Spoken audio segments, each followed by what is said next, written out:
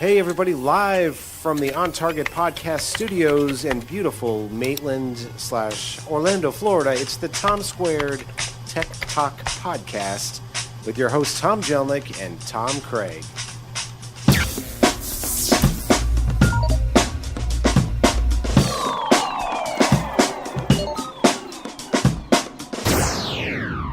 Hey everybody, welcome back to the Tom Squared Tech Talk Podcast. I am your way highly over-caffeinated host, Tom Jelneck. I am joined with the amazing Tom Craig here. Tom Craig with Advanced System Solutions, or as I like to call it, ASS-I.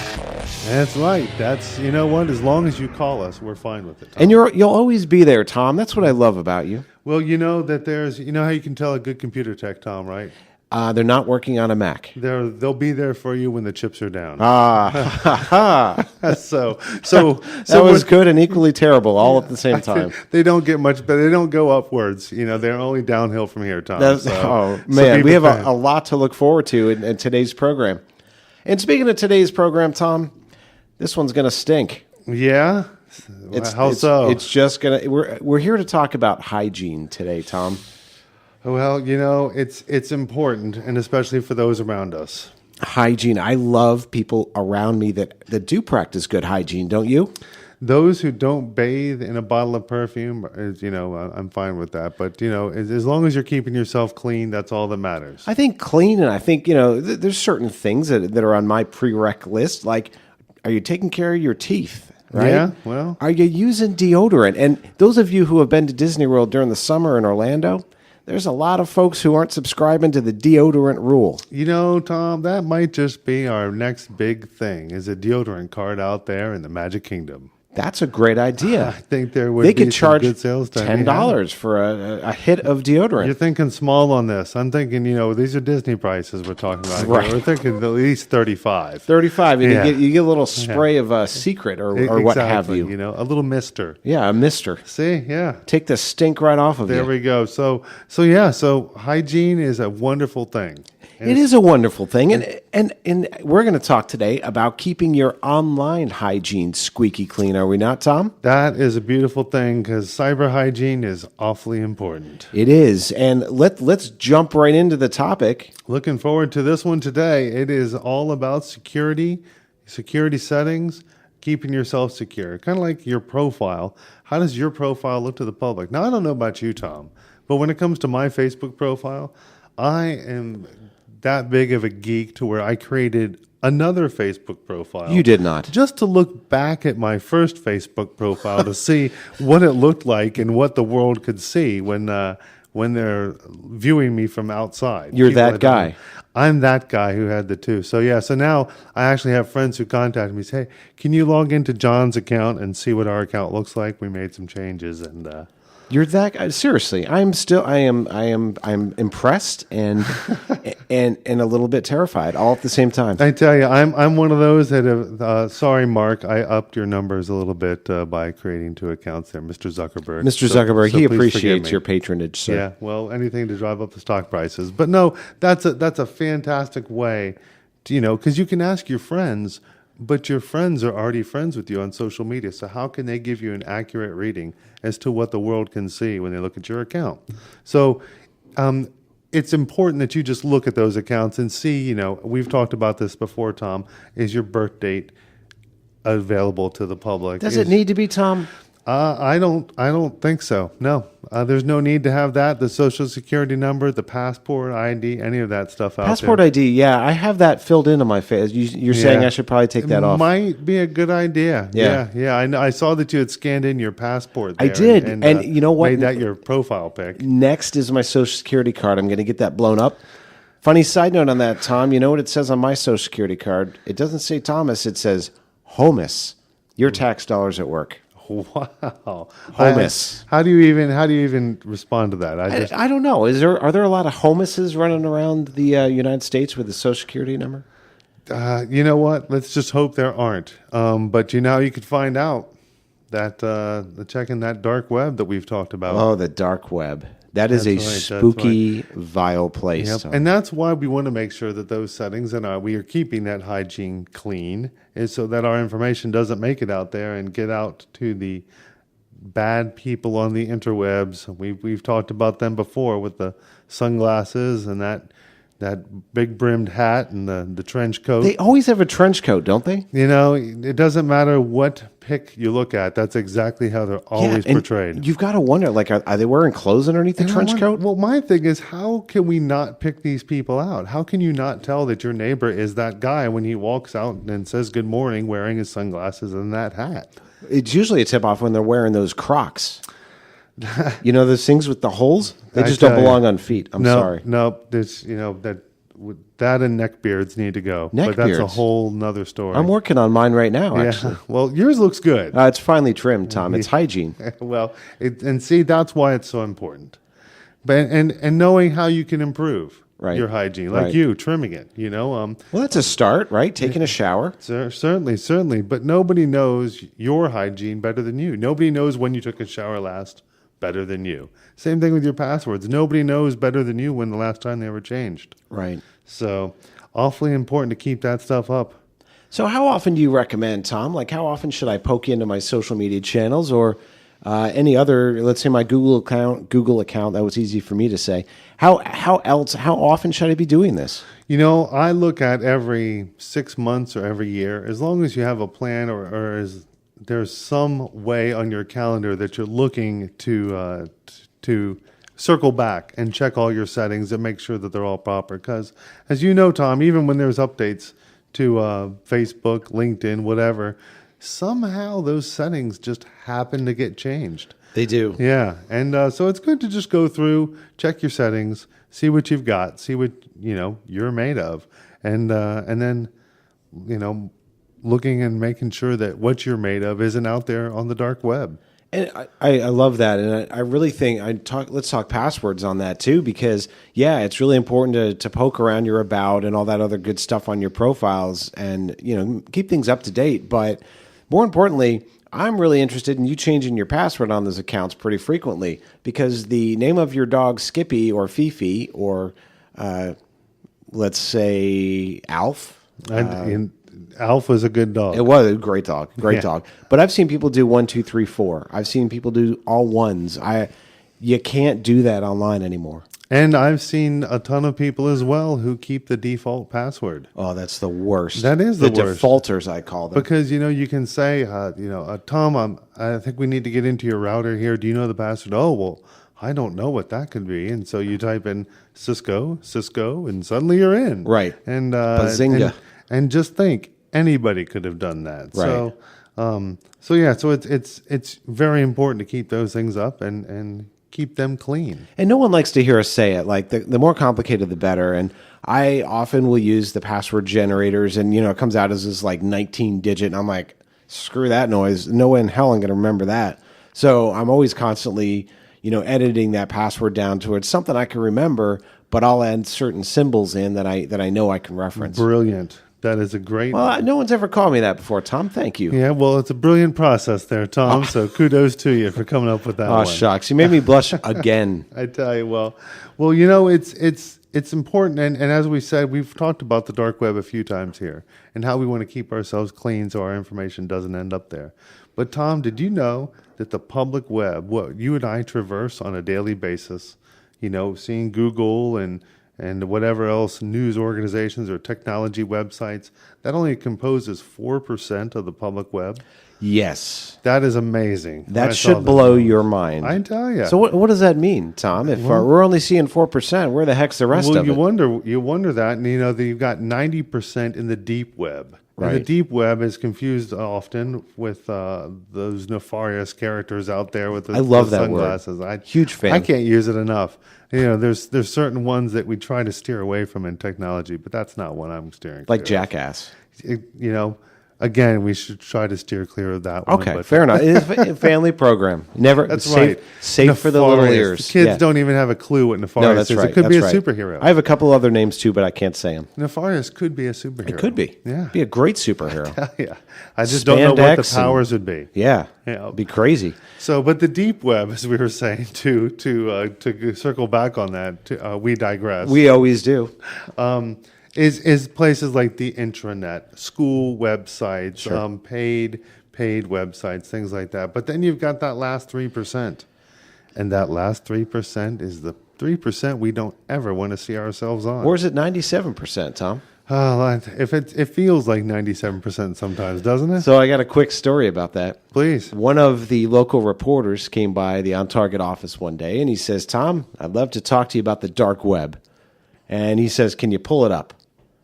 And I'm like, well, I probably could. Honestly, I'd never been on it. Okay. So I download the Onion browser. Yep. And it's a certain browser you need to get to the dark web. That's right. You can't get to it from your normal browsers. You cannot. And I said to this reporter, super guy, Matt Grant, and I says to him, I was like, I don't know, I don't feel good about logging in with my IP address onto the dark web. And he reassured me everything was going to be fine. So download that browser.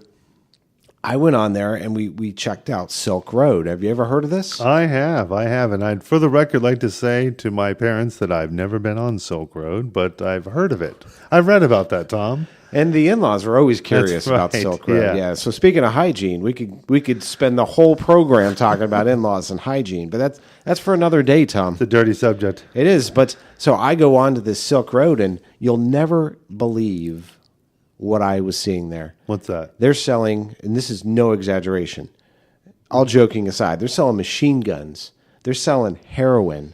They're selling opioids, any type of drug. They're selling mercenaries, prostitutes. This place would blow your mind. And here it is. I'm looking at it on my computer, and now I feel dirty, because I'm like, oh my gosh, the feds are going to zone in on Target and raid our office. You are on the radar now. But are you? Here's the cool thing about the dark web, or the not so cool thing about the dark web. It's so anonymous that it bounces your IP address, geek speak, all over the globe and uses other people's computers and access to really mask yours. Hence why all the criminals and nefarious characters can hang out there without being found. That's right. And on another instance, he came back and wanted me to show him how easy it is to get someone's credit card number. We went on the dark web again. We searched for it, and I kid you not, it came back. I had a search. I had a full sheet of credit card numbers that you could take and buy from anyone that were legit credit card numbers. The ones I buy are $20. I mean, I hear that they go for $20 each on the dark web. Oh, they're dirt cheap. Yeah. Dirt Do you cheap. know who one of the largest consumers of credit card numbers off the dark web is? Nefarious people? Banks.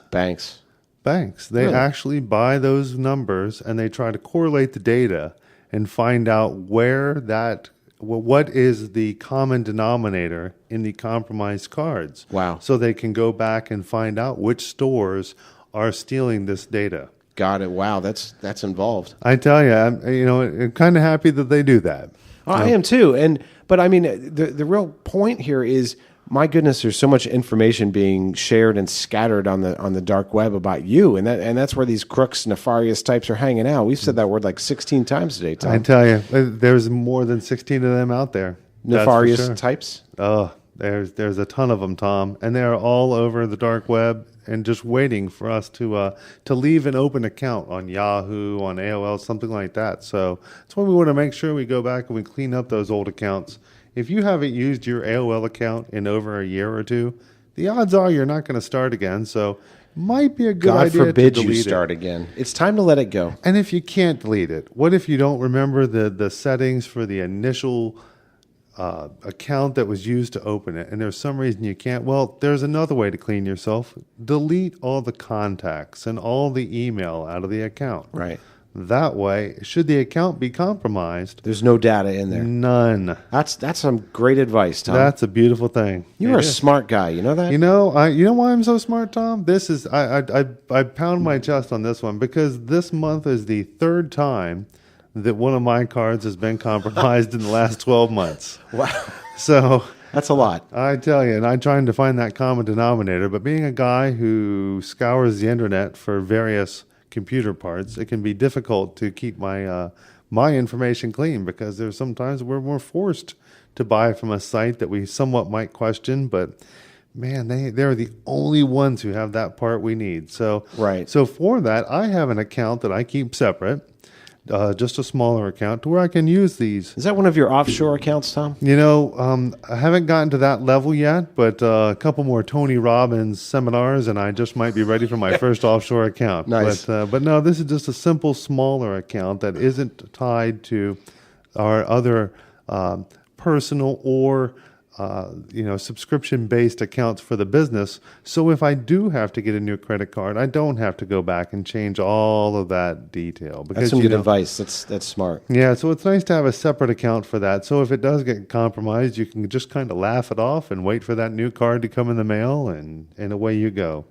And so it's a good thing that the banks are watching out for us. I feel as much as my card has been compromised and I'd like to blame them, Yeah. you have to be, you can't even imagine how hard it is to keep up with all the transactions that they're processing. Oh, it's infinite. It's infinite. And I'll never forget, my bank impressed me once. I was out Christmas shopping, but I'd been fishing that morning, so I was on the coast. I come in, I fill up a tank of gas inland here in Central Florida. Mm-hmm. I went Christmas shopping. I had to do something for a customer on Yahoo, which required a credit card. Mm-hmm. And then, boom, my bank calls me and, hey, what's going on here? They're paying attention to all those patterns, right? Because mine was screwy that morning. I mean, all the way from online to fishing, and it was in Cocoa Beach, and then all the way back to Winter Springs.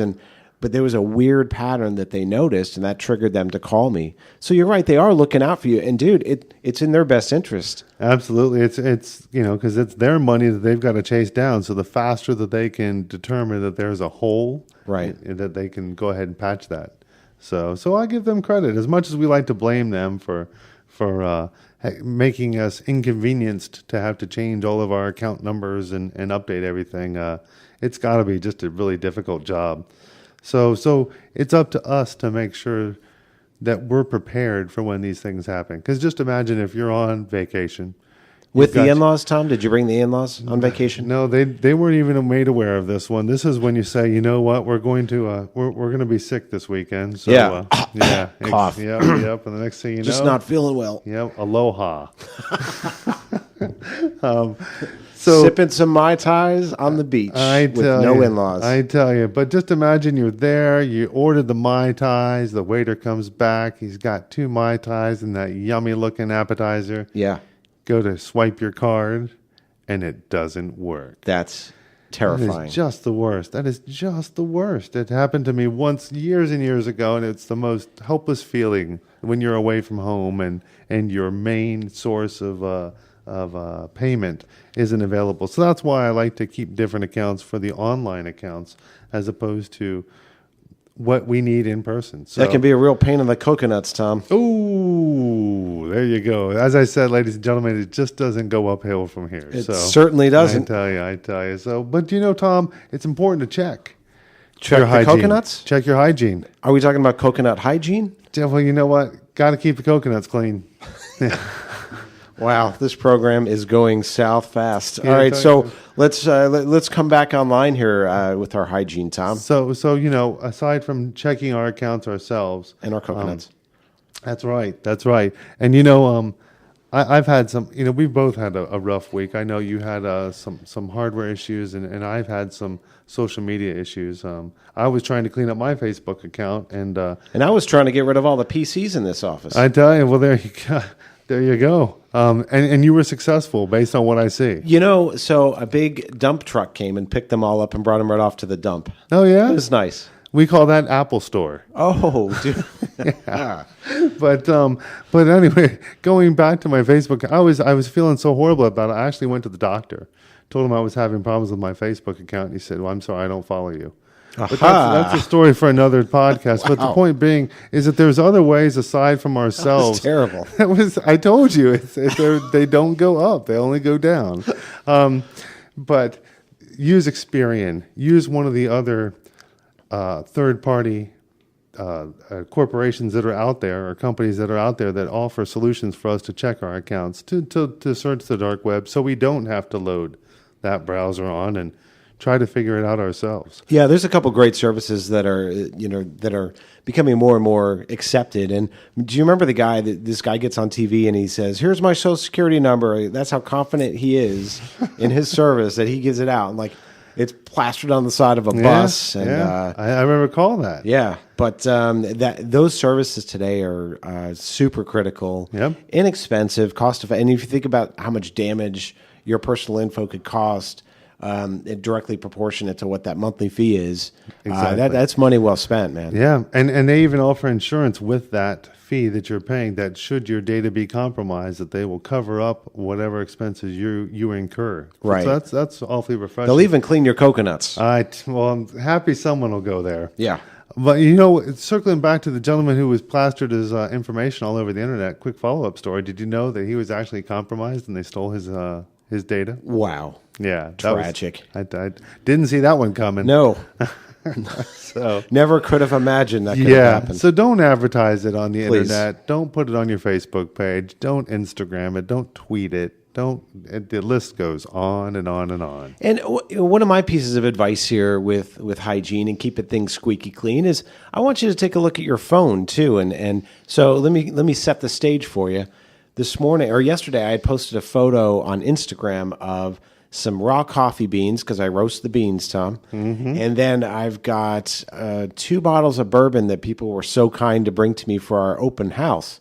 Oh. So I took a cool snapshot of that. I thought it looked pretty cool. Yeah. And, hashtag whiskey, coffee, blah, blah, blah.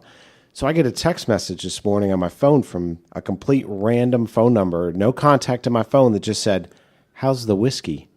Interesting. Question mark. And I'm like, I'm a little bit paranoid. Yeah. You and I know what happens on the internet, and we do. I know that people try to build a profile, and I know that people try to make sure or verify that this is you, and they'll do that by asking you a question. Yeah. And idiot me is like, whiskey's good all the time. And then, who is this? No response. Dead. Like nothing. And they just bailed. And I'm still sitting here freaking out about it because something as simple as that, and even okaying or acknowledging, like I did like an idiot, acknowledging that phone number gives them some ammunition to help keep building a profile about you. So, your squeaky clean hygiene online has to be applied to that phone as well, and be very vigilant on things like that. Don't do what I did. That's a good point. And you have an iPhone, right? A superior product? Yes, I do, Tom. I've always wondered, why don't they call those chargers apple juice? But no, it's wow. Did you read like a book of bad jokes before you walked in today, Tom? I am full of bad jokes. You were full of something We today. could do an entire podcast of bad jokes, and my older brother would just be pleased as punch knowing that I'm finally using all those bad, horrible jokes of his. Tickled purple, if you will. I tell you. So, in the last thing, Tom, we don't want to forget this one. And I know that there's a lot of burnout on this subject and this topic. On PCs? On PCs and Macs both. Sure. Update burnout. Oh, yeah. There's a lot of it out there. Yeah. But we're talking about hygiene here. It's really important, and we've talked about this so much. We'll take 1 minute. So hardware, software, always keep those updates current. And especially as on your favorite one, on the firmware. Firmware. That's fun to say, Tom. It is. How firm is your firmware, sir? My firmware is still as rock hard as an 18-year-old, ready to go. So we're solid here.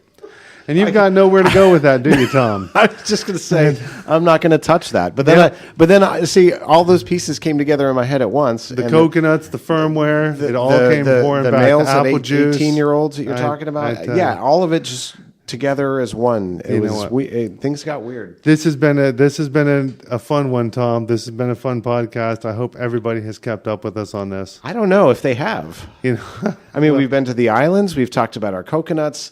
We've talked about in-laws and hygiene. Aloha. That's right. That's right. That's where do you go from there, Tom? We go in. We dig deep into our mail sack, Tom, and that's where we're going. Mail sack. Reach deep into our mail sack. All righty. Well, who do we have from today? I've got Sheila from West Palm Beach. West Palm Beach. What does Sheila have for us? Sheila is concerned about her tax returns. It turns out she got a letter after she went to submit her tax returns that somebody else had already submitted a tax return with her name, and she's freaking out. Painful. What do you think she should do? That's aside from contacting the authorities. Sure. Find out how they did get her information. How did it get out there? What did she not keep clean on the internet to get that out? That's right. And what do you need to lock down? So here's step one. If Sheila, if you've encountered something like this, first and foremost, you need to go to the IRS. And lucky you get to dial up one of their helpful phone numbers and sit on hold for probably about 16 hours of your life. But once you get through to it, you're going to have to submit a report of what just happened or the response you just got, because the IRS wants to investigate this as well.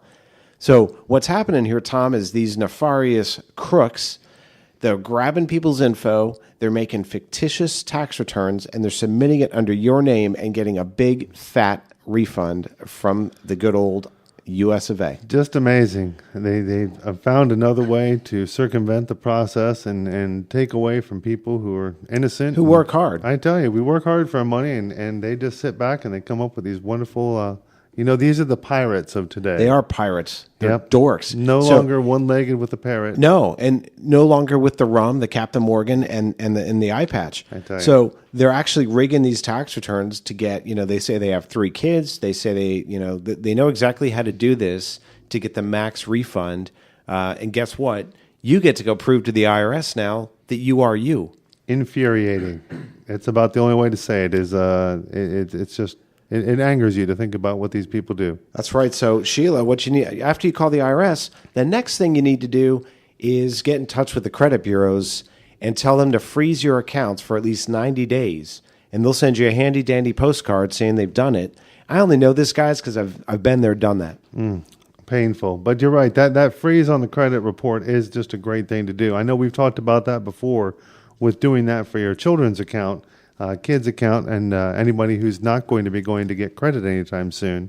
It's an awfully good thing to do. So, Sheila, and just remember, that 16 hours that you're going to spend on hold with the IRS is less than Tom has spent on hold with CenturyLink. So don't feel bad. CenturyLink, Tom, you just baited me there, sir. I did. We're going to have to get into that on another one, Tom. We certainly will. I've got plenty of ammunition to talk about poor service and what you need to do to find a great provider. And I think that'll be our next show. How's that sound? Sounds great to me, Tom. Well, I good luck keeping the coconuts clean and all your information and keeping that cyber hygiene up. And I hope you have a nice trip to Hawaii, Tom, without the in-laws. Again, aloha. I hear the wind and I see the coconuts and the trees, and I can taste the Mai Tai from here. And the palm trees are swaying.